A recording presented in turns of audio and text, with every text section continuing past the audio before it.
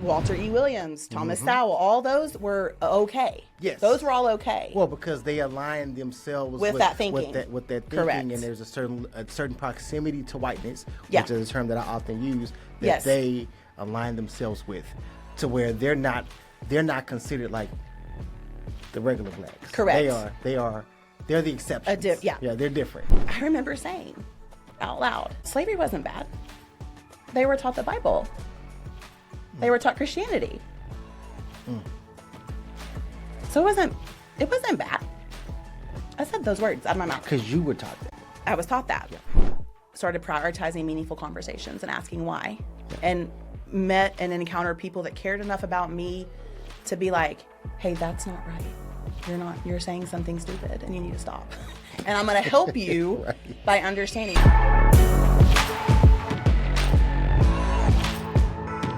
Thank you for joining us for episode 1 of the HNIC podcast. I am your host, Quentin A. Pete Jr., and I am joined by an amazing guest, Mrs. Hannah Stanton.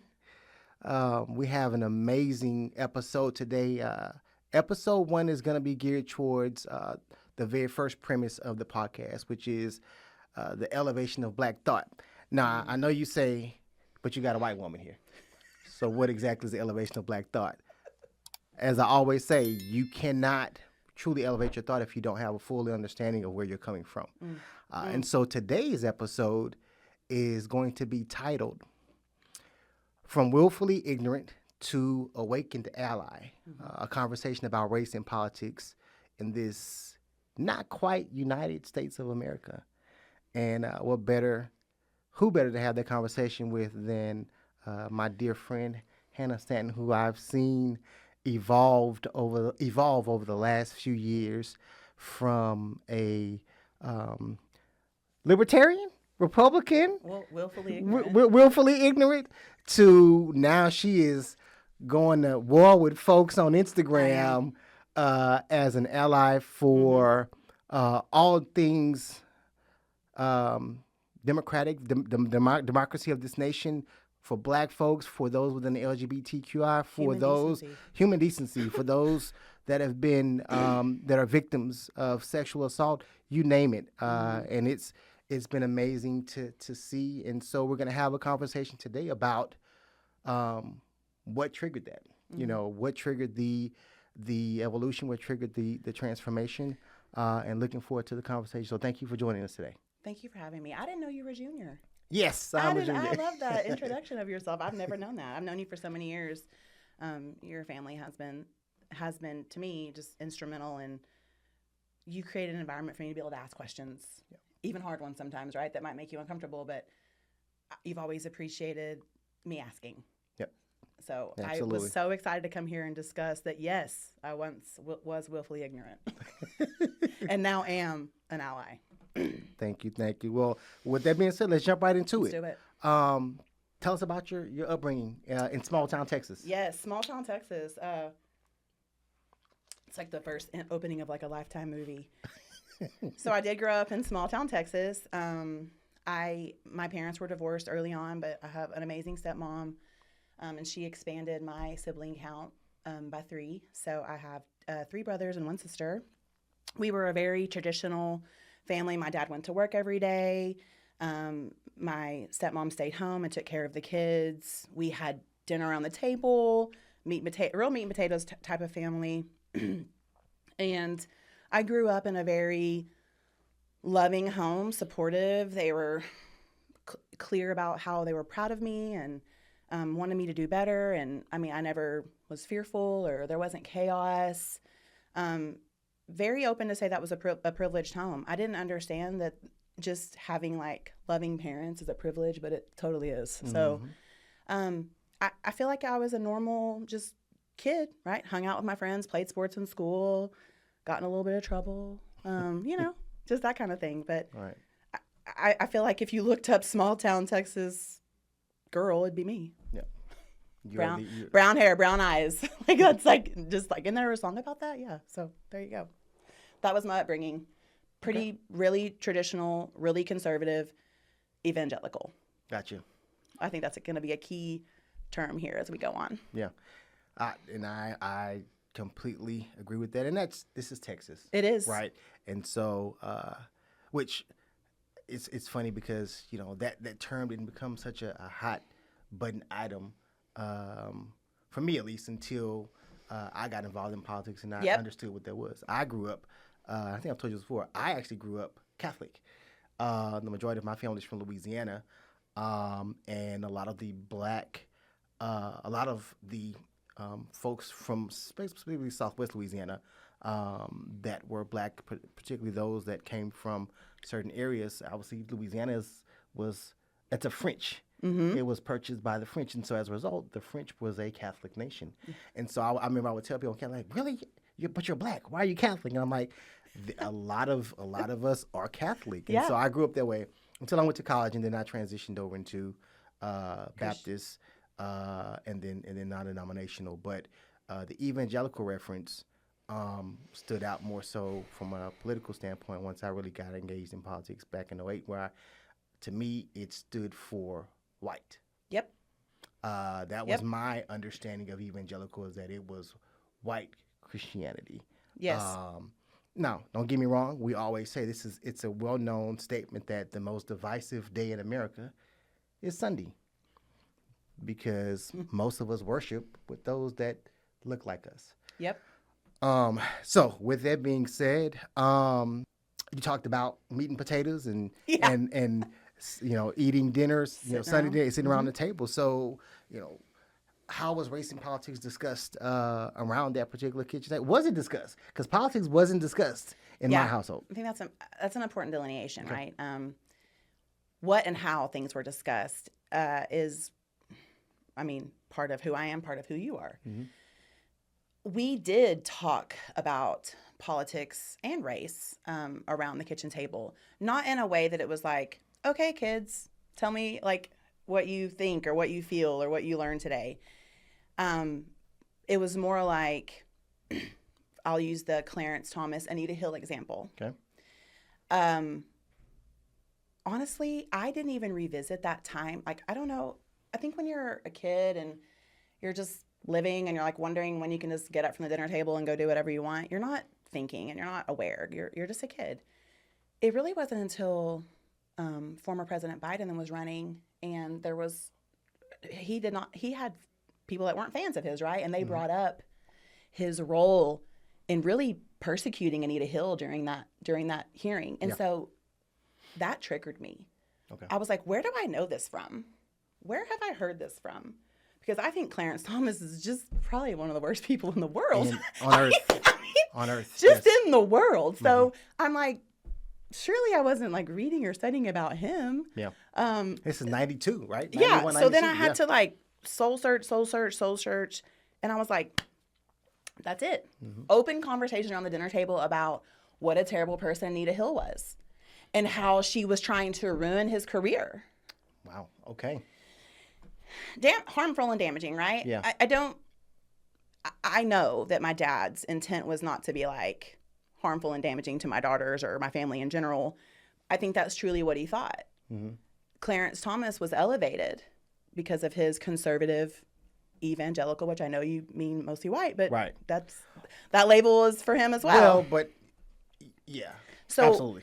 Walter E. Williams, Thomas Sowell, all those were okay. Yes. Those were all okay. Well, because they aligned themselves with that thinking. With that thinking. Correct. And there's a certain proximity to whiteness, which is a term that I often use, that they align themselves with, to where they're not considered like the regular blacks. Correct. They're the exceptions. Yeah, they're different. But the conversation wasn't, oh my, this poor woman. Because her career was ruined. Yeah. Her reputation was ruined. It still is. Like, she's still not in the public eye ever. Like, right. So that conversation never happened about her, like how she could feel. And then that, of course, led to just a long line of women being treated like that after powerful men assaulted them and they had the courage to stand up and say something. Mm-hmm. So that kind of led me to think, like, what else am I completely blocking out here? And what else do I need to address? And so when I talk about how our family dynamic was, again, it wasn't full of like, how are you feeling? What's going on? We didn't really talk about that. But my dad was a very smart man. I don't align with him at all, but he was well read. I grew up around books. Up until the time he had a stroke, he wrote a blog on Town Hall. Bless us. Wrote a blog on Town Hall. Like he was very into politics, but more so because he was so evangelical. Okay. So that is really how that started to shape me, was things that he was telling me. He wasn't like, Black people are bad. Right. Never said that. Of course. But it was insinuated growing up. It was implied, yeah. That they're lazy, they live off the government, they don't work hard, et cetera, et cetera. Yep. They don't help themselves. Yes. Like, yes, they've been dealt a bad hand, but they don't help themselves. Well, at least he acknowledged that. Which is kind of tough to not acknowledge when you have the enslavement of said people. So, yeah. We'll go ahead.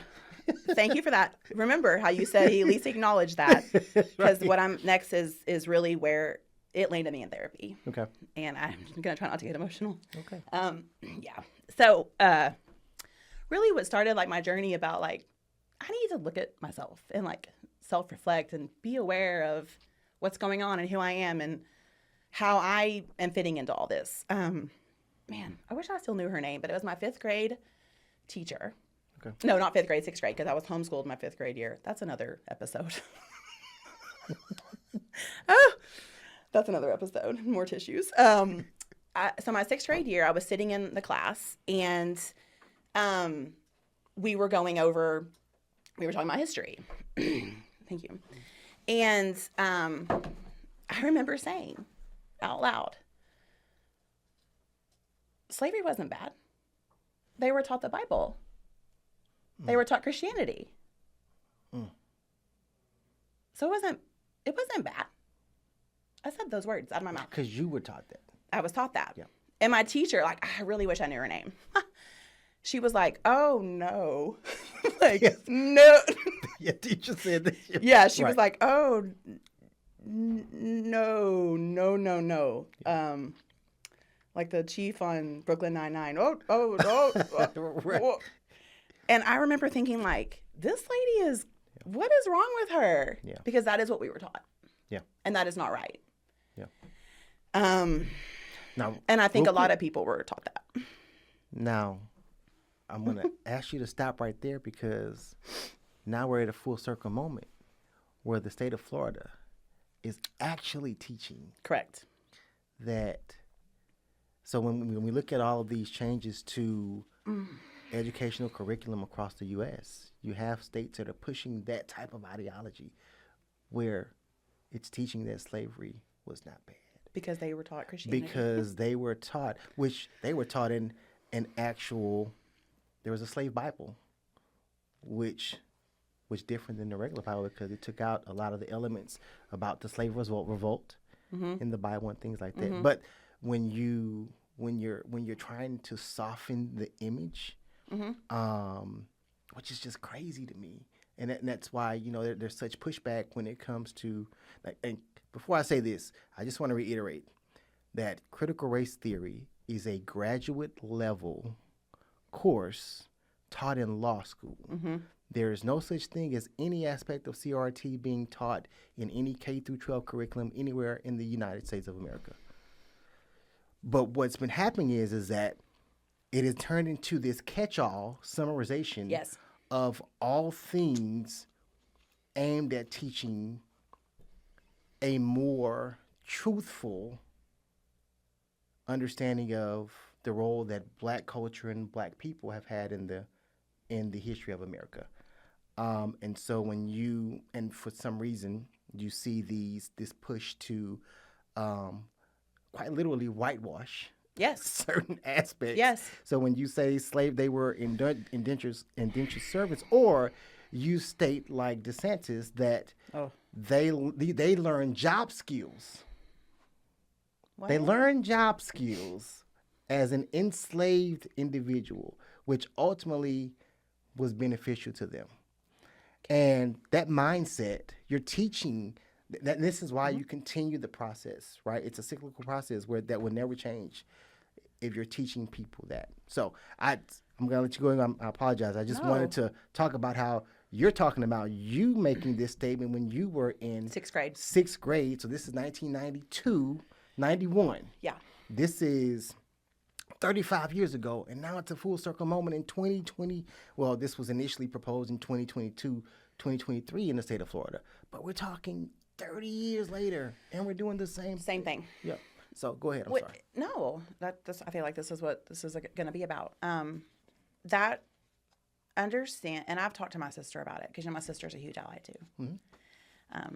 Very important person in my life, and just helped shape me. And really, she was way braver sooner than I was. I just love her so much. But I spoke with her about that because I was like, it was causing a block. Like I was having some medical issues because there was just so much trauma around that moment of my life that I literally sat in my class and said that with like a straight face and even worse, truly believed it.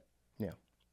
Like I think a lot of people say stuff today they don't actually believe, but they're just like, I'll have to say this. No, I believed it, which is worse. And that's why, when we were kind of spitballing the name of this episode, which I just love the name you came up with, we went over a lot of different terms and tried to figure it out. And I was adamant. I wanted it not to be associated with like being a hillbilly or being like, no, my dad was an engineer. Like he went to work every day, made a great living. Like we lived in a big house. Like there was no hillbilly anywhere around it. Like we talked about using the term redneck. Yeah. Redneck. That's what it was. That's what it was. Yeah. I was like, no, I need this to be clear. Yes. Like we were the epitome of what a family should look like. Mm-hmm. But this harmful, just horrible, dangerous narrative was being taught. Yeah. And that was not an insinuation. Mm-hmm. That was what we were told. Yeah. There was no insinuation about it. It was said that was said to us. So I spent a lot of time in therapy unpacking that, moving past that, trying to be better. But that's how I grew up. Yeah. And to go against how you grew up is so hard to do. Like it's insane. It's incredibly hard to do because what's going to happen is it can be mistaken that I didn't love my dad or I didn't appreciate him, which I 100% did. But I finally had to come to the realization, oh, you truly believe that you were better than someone else because of the color of your skin. Mm-hmm. I have to deal with that. And like I mentioned earlier, he had a stroke, so I'm not able. He's still alive, but not who. But I'm not going to have that time to make this right. And that's a whole fresh set of feelings that I'm dealing with because he would be MAGA right now. Mm-hmm. And my heart goes out to people that families are just torn apart because they will not allow that to go on, and they're not going to be party to that. I would probably have to do that with my dad. Mm-hmm. I would probably have had to cut contact. And that would have been really hard to do, but it would have been necessary. Not at all thankful he had a stroke. Wouldn't wish that on anyone. It's been super traumatic to my family, but that is a new, fresh set of feelings I'm dealing with. Yeah, it's easy to excuse his support of Trump now because his brain's messed up. Had to do it. Stop. Yeah, it's but that's the thing though, right? Mm-hmm. That it's always the background and upbringing that causes that. Yep. And you have to be intentional in unlearning that. Yes. Which is the premise behind this podcast, right? There's a lot of things we're gonna talk about where it's about unlearning things that we were taught in school. The example I always tell people, I say, do y'all realize that when we were taught that Christopher Columbus sailed the ocean blue in 1492, why didn't anyone ask, hey, quick question. How exactly do you discover a land with millions of people already living on it? No one asked that. The teacher never made that statement. Mm-hmm. And what that boils down to is that because ultimately what you're saying is that until the Native Americans and the indigenous people were validated by white folks, they didn't exist. They didn't exist. Ultimately, that is what you're saying. The same thing with the enslavement, or the colonization of an entire continent. Oh. Right? You did not, until it's validated by the white man, and I specify that. Yep. Because white women are also considered inferior as yes, well. of course. You have to understand that. Property. But it's about validation. And I push that now. I tell people, the conversation always aligns with, hey, we don't need that validation. Right? You don't need that. This is not back then. But that's an important point. Well, let's go to the next question. So, how old were you when you first voted? 18. Okay, so you jumped in at 18 years old. So let's talk about that. Former President Bush was my first vote. Okay. So what led to? So we're talking 1990. No, so I'm sorry, 2000. I voted in the second election. So 2004. Okay, so because I wasn't 18 until 2001. That's right. We're not the same age. I'm older than you. Sorry about that. Okay, so look at us dating ourselves. So 2004 was your first election. Yep. That was Bush v. Gosh, who was that? So Gore was 2000. Yeah. 2004. Who is he? Why am I having? John Kerry. John Kerry. You're John right. Kerry. So Bush v. John Kerry. So now this is post 9/11. Yep. So John Kerry didn't stand a chance, if we're being honest. Yeah. Didn't stand a chance because of how much patriotism that was yes. amongst us all following the tragedy yes. of 9/11. Horrible. So what you had that. What were your political leanings? Obviously, you were leaning Republican then. Let's talk about your transition and growth from there. First, I have to tell you how I need to say how embarrassing I was that John Kerry's wife was Teresa Hines. Yes. The ketchup. Hey, I bought Hunt's ketchup. Stop. I understand if you just want me to leave. I understand if you want me to go. You switched to Hunt's ketchup just because his wife was Quentin. Heinz royalty. Wow. Stop. Wow. Hey, everybody knows Heinz is better. Yes, the flavor is better. It absolutely I was. buy Heinz again But now. you were a staunch supporter. Oh my God. Okay. Yes. So, and honestly, I feel like former President Bush was a good president. I do feel like that. I do feel like he united the country after a terrible attack. His first term. We're talking about his first term. Do I agree with everything he did? Of course not, especially because it led to the financial crash, which then former President Obama had to fix. Yeah. Bless him. And Hurricane Katrina response and Hurricane in New Katrina Orleans. response was really bad too as well. Correct. Okay. Yes, that was awful. And No Child Left Behind as a governor, but that's hey, as a governor. I have a theory that about that. I have a theory about that. No Child Left Behind. We'll get to that but later. That was I have a theory about how how being taught to take tests has removed our ability to critical think. Absolutely. And then here we are, You're right. not thinking critically. Right. Okay, that aside. So he voted, couldn't wait to. Actually, my first vote cast was a school bond election, and they actually bussed 2 years us. Before? Yeah, they actually bussed us because they were trying to raise money for this. So they actually bussed us from the school to the voting place. I was like, this is really cool, and that's what started my love of politics. Okay. Is that little school bond that I voted in. I think it passed, and they got money to improve the school or whatever. Yeah. Didn't know a single thing about what I was doing, and I voted for former President Bush very proudly. Mm-hmm. Straight ticket. Yeah, you could just press the one. You don't even have to go through. Right. You don't even have. You don't have to. That was. And I was like, yeah, like celebrating that. Yeah. Okay. So then, clearly, 2008 came around. Yeah. And when do we've been friends for so long, I forget. But you reminded me several times, gently, you don't like our awesome president. He had 2 terms, right. Back-to-back champ. Right. Yeah. I did not vote for Obama. Okay. Which now I feel the need to personally apologize to him for. My thinking was just so short-sighted, Quentin. clearly I'm changing the brand of ketchup I'm buying. Like, I'm having no, like, what am I doing? Like, no. Yeah. So my vote for former President Bush was just like, it's President Bush. Like, I'm not the former Texas governor. I mean, I thought his daughters were cool, like twins. Yeah, like they're like going to college and like partying and getting in trouble. I was like, that's cool. I mean, yeah. So I didn't think about anything other than those things you said. Like he's a Texan, he's this and that, he's patriotic. And then when Obama's both of his campaigns against Romney and McCain, I'm a huge Romney fan, a huge McCain fan still. Yeah.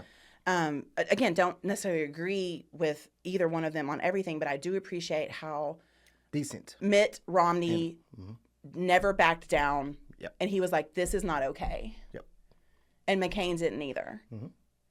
That was that iteration of the Republican Party is gone. Is completely gone. Adam Kinzinger, all them gone. Yeah. Yep. Liz Cheney gone. Yeah. Terrible. I just feel like if you're a Republican and Dick Cheney, as terrible as that person is, came out as not a Trump supporter, what else do you need? Karl Rove? You need him in there too? Yeah. Well, that's why I said it's all about power. When I thought Dick Cheney's endorsement of or he didn't really endorse Harris, but he did. His daughter did, and when you say that Trump is the worst person and the worst thing that could ever happen to America. I thought that would be all people would need. No, absolutely not. Okay, yeah. Absolutely not. So I voted for them blindly. Did not vote for Obama either time. Yep. The transformation started to happen for me during the Obama years. Okay. Can I tell you something real quick? Yeah. My first time ever voting was 2008 as a 28-year-old. Oh. I had never voted prior to Obama. Okay, I learned you're a junior today. I learned you never voted. So I can't believe that. Here, I'm going to give you a quick story. I want to hear it.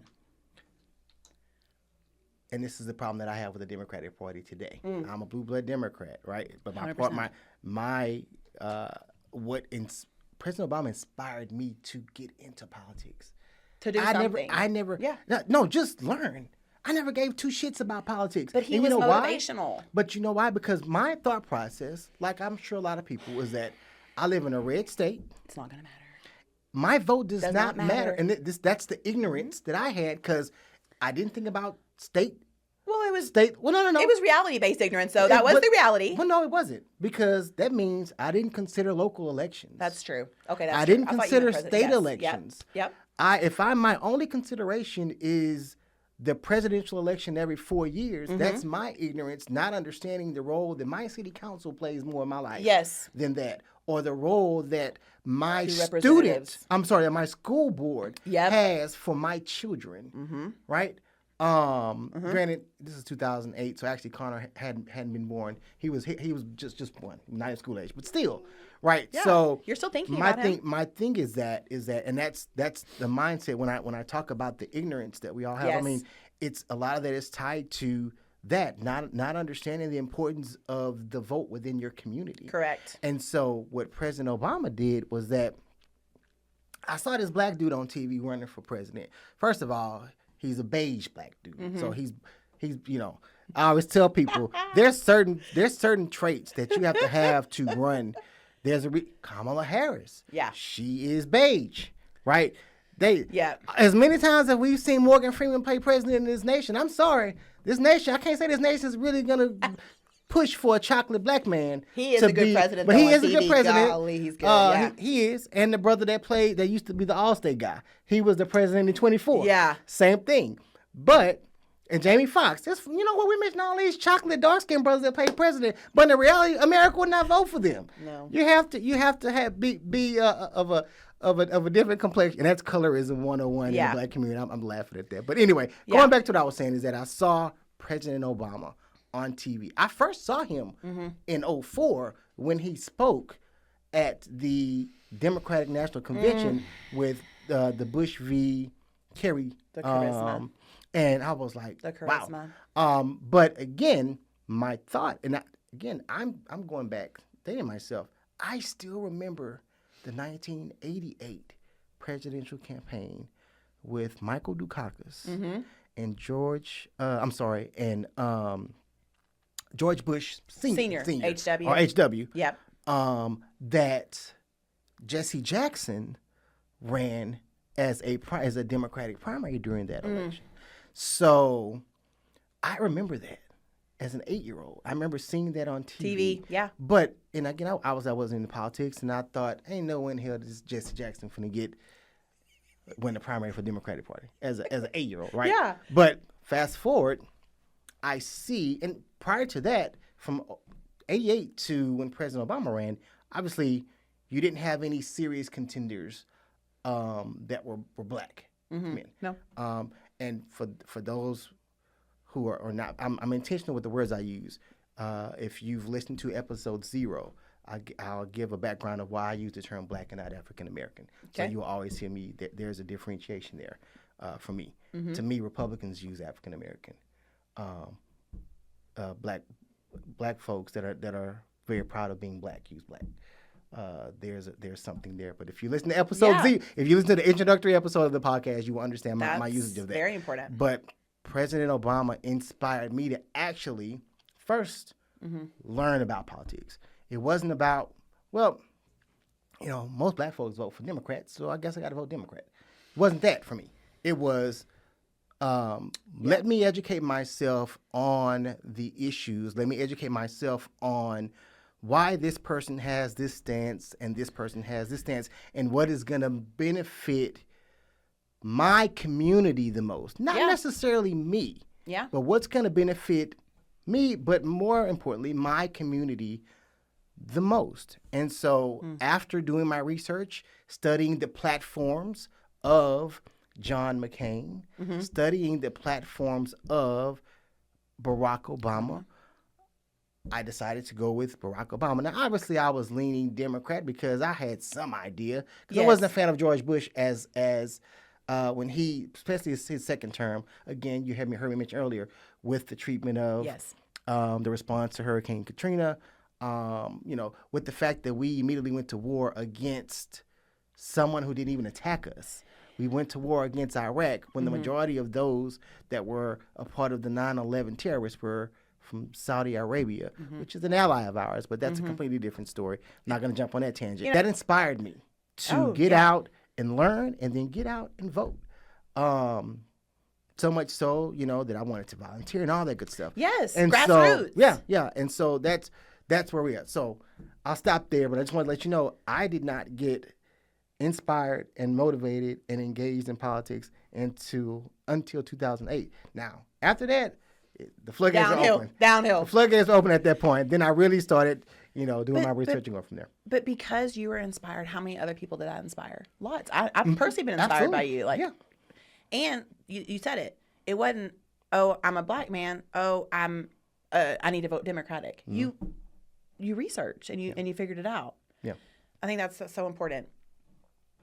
So clearly now, didn't vote for him. And isn't it funny how inspiration, charisma, and also Obama's a closet smoker, and I just feel like that adds to his. Right. Because I am too a little bit. And he loves his wife. Yes. And his kids. Yes. Like a black man with that. And they are. He's not cheating on her. He's not. Yeah, they are the epitome of oh my God. Okay. So, but the words you used: inspiration, charisma, movement. Those words now, because I think former Vice President Harris is the same thing, but they were now repurposed to platitudes. Yeah. What? When is joy and laughter and crazy, loving your husband and going to the grocery store together and wrong? I don't know. Yeah. Okay, so didn't vote for him either time. Again, need to apologize to him for that, and I'll get to that later. I'll see him in DM or something. He's sure to respond. Right. Now when I look back at that, if you want to focus on nothing else, he completely overhauled the financial industry people's lives were forever changed by that crash. because Republicans love to deregulate because they believe in this commerce that has been proven time and time again to not fucking work.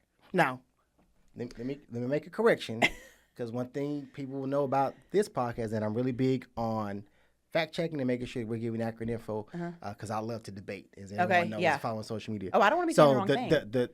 Actually, the Glass-Steagall Act, which led to the 2008 crash, was originally deregulated under the Clinton administration with adjustable rate mortgages and Newt Gingrich. Yes. Now, you're right. Don't get me wrong. There were additional deregulation occurred after the fact, but risky mortgages. We're not gonna. Yeah, it allowed the banks. It allowed the banks to do silly stuff, do crazy things relative to making unwise decisions. I'm not against fact checking. Okay? But yeah, no, we're good. But they did. But if you don't, yes. if you don't want to look at anything else, the Affordable Health Care Act or Obamacare, and I love that he says, I'm glad it's called Obamacare because I do care. Yep. Yes, absolutely. sir. Yeah. That has benefited my family directly because you could be on your parents' insurance after 18. Yep. Me personally, I love to share my personal stories, and you know this because you follow me on Instagram. I got so sick one time, I thought I was going to die. I outweigh my stepmom by at least 100 pounds. And that woman had to literally drag me down the stairs and to the emergency room because I was so sick. I lived on my own, and she had called for something, and I couldn't speak. Yeah. I think the emergency room bill from that was $2,800. I was 19 years old. I didn't have $2,800. I don't have $2,800 today, to be honest with you. I'm just kidding. But I was 19 years old. Yeah. And it's I had to pay a collection agency $15 a week for my little $8.25 hour job for years to settle that bill. Yeah. That shouldn't happen. No. Not in the richest nation in the world. So that's what I try to tell people. If you don't want to look at anything else, he put that legislation in for the masses, for the future. Yeah. That's what the short-sighted.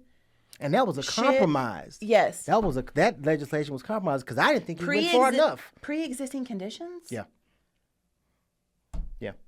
I mean, honestly, if my husband, who lost his mom to cancer, probably wouldn't be able to get medical insurance because they would have viewed that family history and been like, no way, you're too risky to cover. And they would have been able to make that decision until Obama stepped in. Right.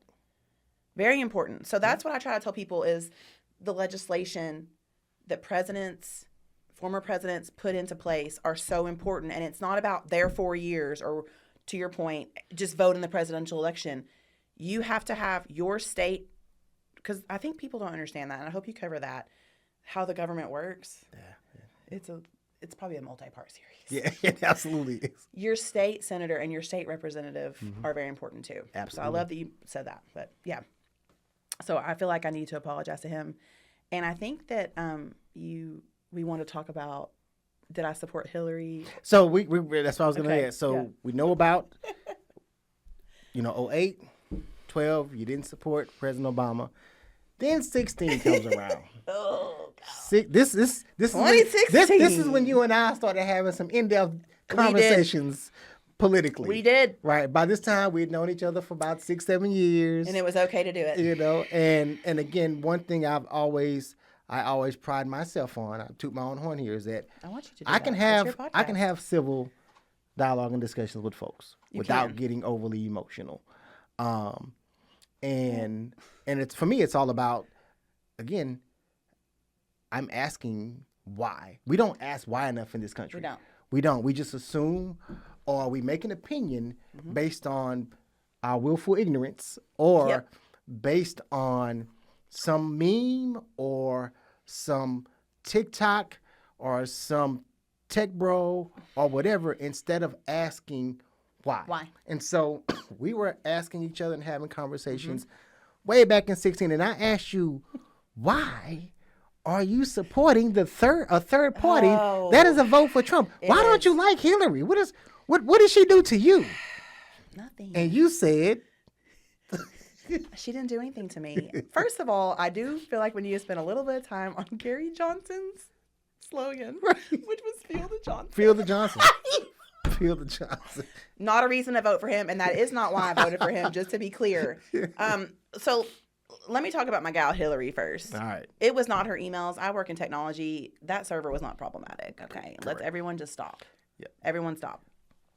Especially considering that others, Yeah. If nobody, Secretary of States have kept James emails on. Colin Powell had emails on private servers as well. But we all know that was just a. Colin Powell was another one that everybody turned against him. My God. Well, it's awful. because he was. But it's going for the black country guy. over party every time. Yeah. So her emails were not a problem, and Benghazi was not a problem. No. That was a horrible thing that happened. Mm-hmm. She didn't do anything wrong or awful. Had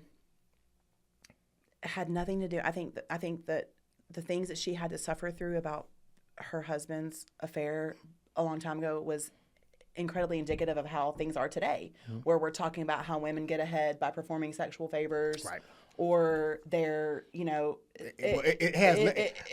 nothing has to do with their intellect or their talent at all. It all has to do with other stuff. So I think that was, and I thought it was horrible then too. Right. I felt like how she structured her campaign was that she just was better than Donald Trump because he was so horrible. Which and that just wasn't yes. But that wasn't enough for me. Yeah. I was like, what are you going to do? Mm-hmm. Like, what are you going to do? Which was outlined in her in a nice little platform. I'm just telling you, for me, that's what it was. I got you. Okay. Which also, is very common. That is very common. You also have to, for me, I do have a little bit of libertarian in me, right? Because I don't believe in big government. Yep. I don't believe that I think government should leave people alone. Yes. And let them do what they want to do. Mm-hmm. But I also believe in paying your taxes and using those taxes for services and to take care of people that can't take care of themselves. I believe wholeheartedly in that. I believe in roads and schools and parks and things like that. But I'm very pro legalization of marijuana. Mm-hmm. I am very anti-war, which I think right now people are forever. It was like, oh, if you don't, anti-military. The most patriotic thing, in my opinion, that we can do is to save American lives. Mm-hmm. Like, I don't know why people would be pro-war. Yeah. So Gary Johnson was very anti-war. Mm-hmm. And then he also is women's right to choose, which so was the Democratic Party. Yes. Yes. That's why I liked him. Yes. And looking back clearly, that was another short-sighted vote from me, because then it led to the nomination of Supreme Court justices that then overturned Roe v. Wade under the first Trump presidency. Mm-hmm. So I'm also probably, I don't know, need to apologize to Hillary. You do, yeah. The nation needs. And look at this third-party vote, right? Jill Stein, where are you at? Yeah. What are you doing? No. Yeah. So I was hesitant. I will say Gary Johnson did earn my vote. He did.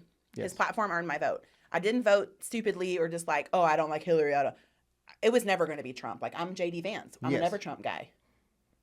Well, then you're not a J.D. Vance then. Because I was a joke. Clearly. Right.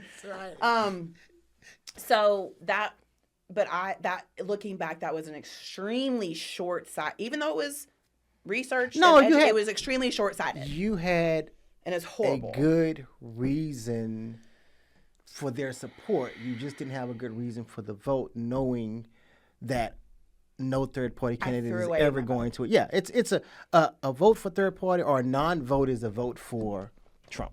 Correct. Yeah. So yeah, that's that story. Okay. Well, I know we had many conversations about that. I was a fan. I liked Secretary Clinton.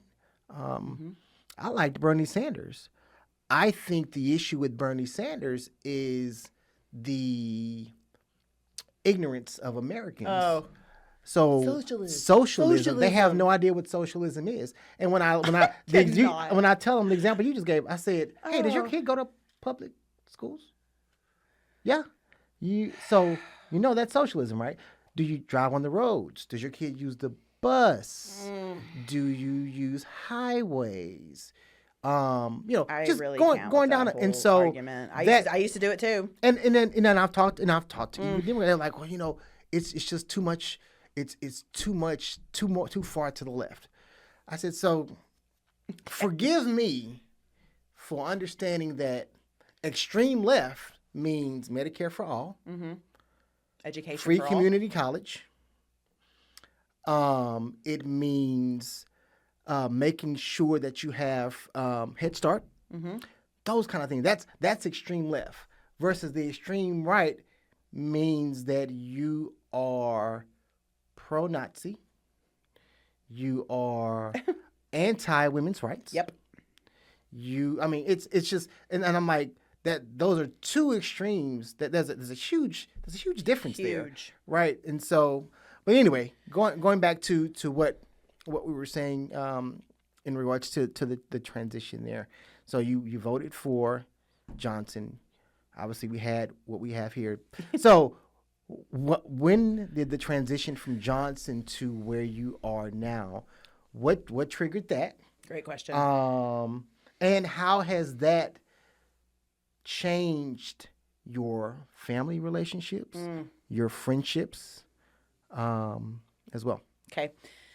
So like I told you, though, it started during the Obama years. Yes, and I just wouldn't let it happen. Yeah. I was still fighting against it and still trying to be like, oh, I'm this way. I'm from Texas. I'm a white woman. No. So it started during the Obama years. Okay. And then I landed in therapy. Thank God. The shift for me, and I wrote these down because, like I told you, I might get emotional. So number one, I had children. I had 2 beautiful daughters. Again, like that was during the Obama years. And I started to realize I love them and want them to be well taken care of and not grow up in a world where they are forced to bear children, not have a credit card in their name, not get a small business loan if they want. I also just saw how women were treated in the workplace, myself included. Yeah. And I was like, I don't want any of this for them. Number 2, I got saved, and you were there. Yes. That was a big deal for me. My heart was changed, and I think normally when your heart gets changed, or I would hope, your mind follows. And I was just like, something is wrong with me here and what I'm saying and doing. And I didn't even, like all this, I think you used conservative gotcha language. I think you used that. And one time we were having to get somebody. Yeah. We're having to get somebody. We were, so you used conservative gotcha. I was like, I don't even believe this anymore. And also, this isn't true. No.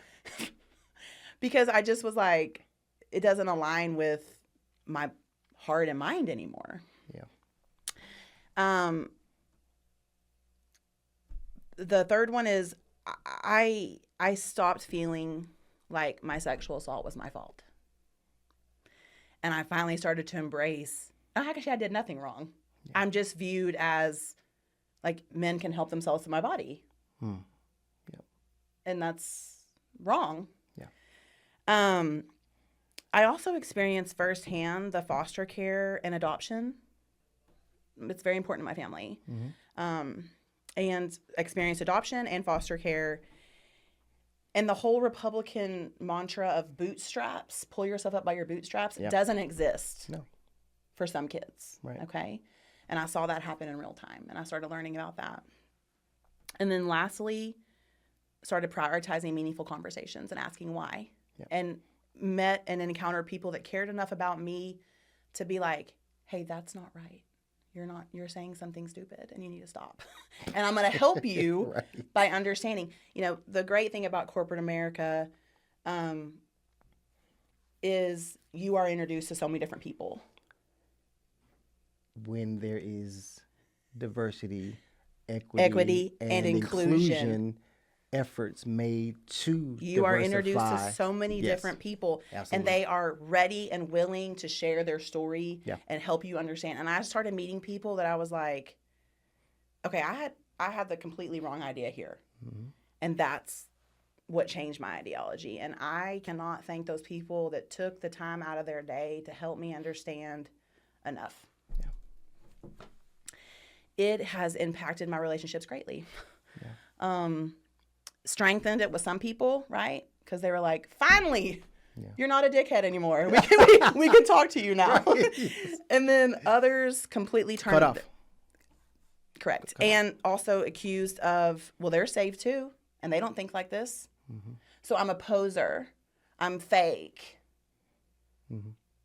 And I was like, no, I'm finally real for the first time in my life. Yeah. And I'm finally standing up and being like, because it's when people learn that I'm not a Trumper, it visibly upsets them. Because there's an assumption made Yes. of where you live and the way your husband looks. A domestic terrorist. He for sure looks like he has canned peaches in the basement. Right. You know. Yeah. Yeah. I've had several conversations. My line of work, I deal with a lot of suppliers because I'm in procurement, and there has been suppliers that have felt comfortable saying things to me that I'm like, no, we're not doing that. Mm-hmm. And it's visibly made them uncomfortable. Yeah. And I'm glad of it. Absolutely. So that has impacted my relationships big time. I really don't do much with people. I basically stay at the house, and it's impacted my husband and relationship with my husband and my kids too. Mm-hmm. Because it's not easy on my kids for me to be one of the only moms that thinks like I do. Yeah. And I've actually had to kind of whitewash my Facebook a little bit because a lot of my child's school friends are on there. Mm-hmm. And unfortunately, the way our world is today and the political climate that we're in, they will get persecuted. Yeah, you don't want them to be They will get persecuted. They Absolutely. will. They will. Absolutely. Yeah. They will. Ella was chased down the hallway at her elementary school when, first of all, quit telling people who I voted for, but from fourth grade. Yeah. When they were all talking about how, Trump this, and she's like, my mom voted for Biden. I mean, they chased her down the hallway, pushed her to the ground. Jesus. So I have to be mindful of that. But now I have conversations with my daughters.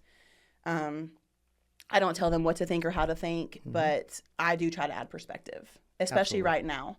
Yeah. I'm like, people are being fired from their jobs because of the color of their skin. Mm-hmm.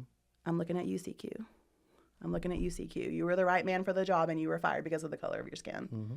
And that's wrong. Yeah. So that's where we are. And now here we are today talking about this. Right. Yeah. And, I hate that. I hate that happened to Ella.